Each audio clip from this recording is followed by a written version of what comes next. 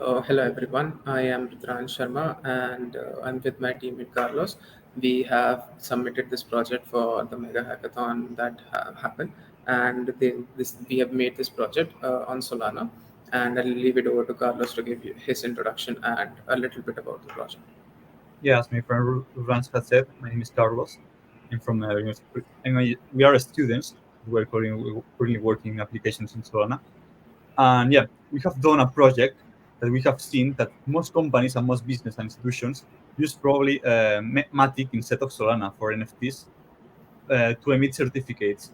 And it will be a very good option to use Solana instead of Matic because Solana is a very good option for NFTs because of it's not expensive, it's really cheap, and also it's really easy to emit them. And yeah, for that reason, we created a web application to make it as much easier as possible for companies. Just uploading an Excel and a JSON file, and yeah, that's all you need for emitting certificates for your students or Yeah. whoever. Moreover, we also saw that in the ecosystem itself, there is something known as Candy Machine for minting NFTs.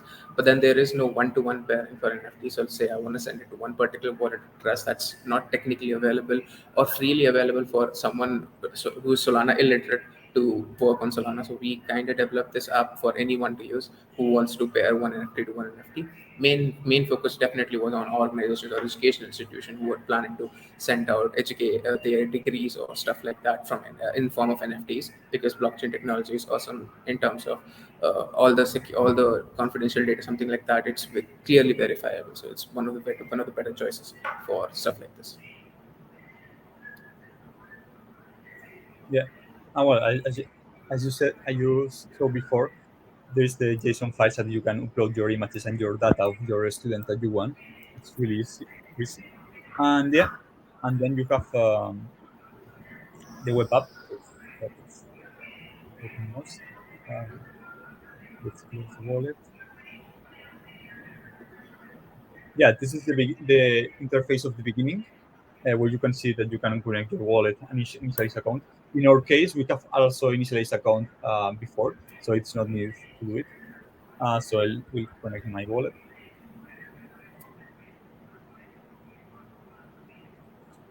Admin one, and yeah. Um, for example, well, here you can upload your Excel file. It's basically this one. So you save it as .ccb, and that's it. So let's upload it. And it will show exactly how it's passed. For titles, you can choose whatever names that you are, whatever name of the student that you're trying to send. The recipient would be obviously the sender, the one who is to receive that guy's address. The JSON URL is essentially the JSON format that you saw. It's just copy pasting and uploading.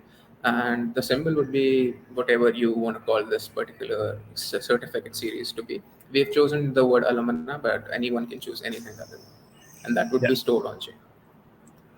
and let's show you the how is it sent to all the addresses that you are like for all the recipients. So first of all, well, this is a kind of error, but it has a catch that um, permits to continue. And well, this will be the first mint. It will be sent to the I know in that case. Yeah. So first mint, this was the mint, and then the transaction to the user. So as you can see here, I lose my NFT, but I will send it to that address, and all with to the 5 address. So minting again to Alexander now, sending to Alexander.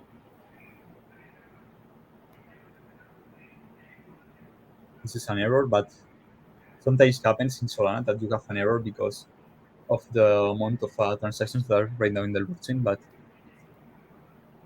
it's not a problem. And Then we've push. essentially tried to catch the error, and we just resend the transaction, such that there is no issue in whatever happens. Your certificate is 100% guaranteed to reach the recipient. Yeah, and you're not losing money for that. You can be. Um, You will be refunded. Whatever transaction does not go through, the money would not be deducted from your wallet.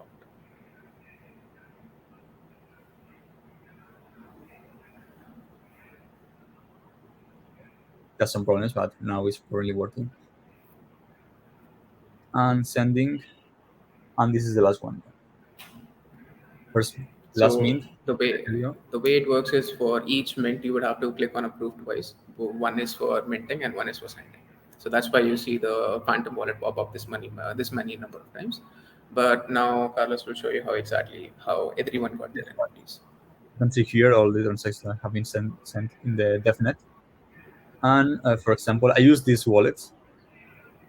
So you can see here that he received an NFT. In that case, they had NFTs from before because of the testing.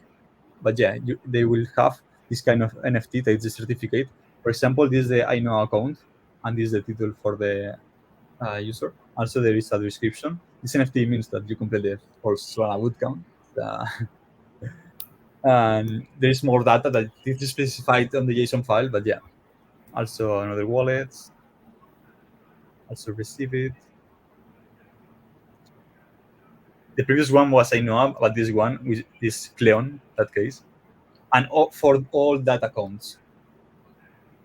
And yeah, this will be a web app that will be very easy for non-Solana experts to mint NFTs and send to the recipients that they want, and with the info that they want. It's really easy to do. And that's the reason that we wanted to create this application and submit it. Let's go over the code a little bit. So as he showed you, the reason why you are being asked to do the approve transaction twice is very simply because of the way it works.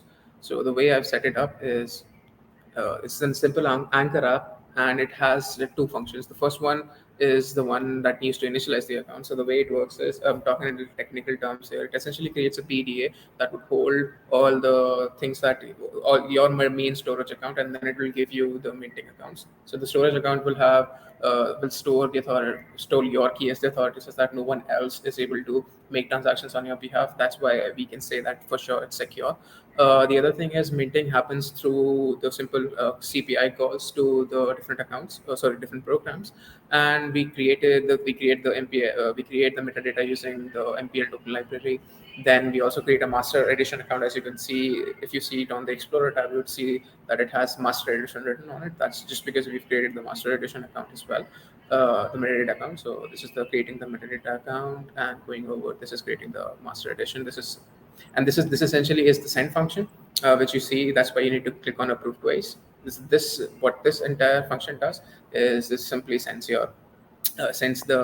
takes the mint address from you, and then sends whatever the NFT that mint token holds to simply the buyer address. And once again, it needs to have another CPI call to the token transfer function, and that's about it. These are the validators, and these are the validators. This is for the initial storage account. So this is essentially the data structures. We are storing authority and mint to get an easy reference to mint wherever we wanted to. So that's for the backend. Yeah, and for the front end, we have to work on with React.js, um, basically with JavaScript for doing all the functions. And yeah, first in your web, you have your to connect your wallet. Well, first you will detect if there is a wallet inside the web page.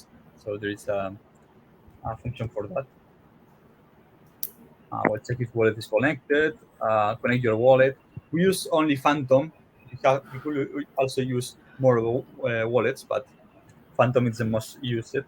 It's And really cool. moreover, there is still the issue in which React cannot be really used with Solana Wallet Adapter UI, which will allow us to easily import multiple wallets into the ecosystem, into this, because React does not work well with that. It has some issues with ECMAScripts scripts, and the thing which we were able to, the only fix would be to use an Nextstop. But then, since React is the most popular front-end framework for developing apps, we wanted to stick to React. Hence, we just decided to use Phantom for now.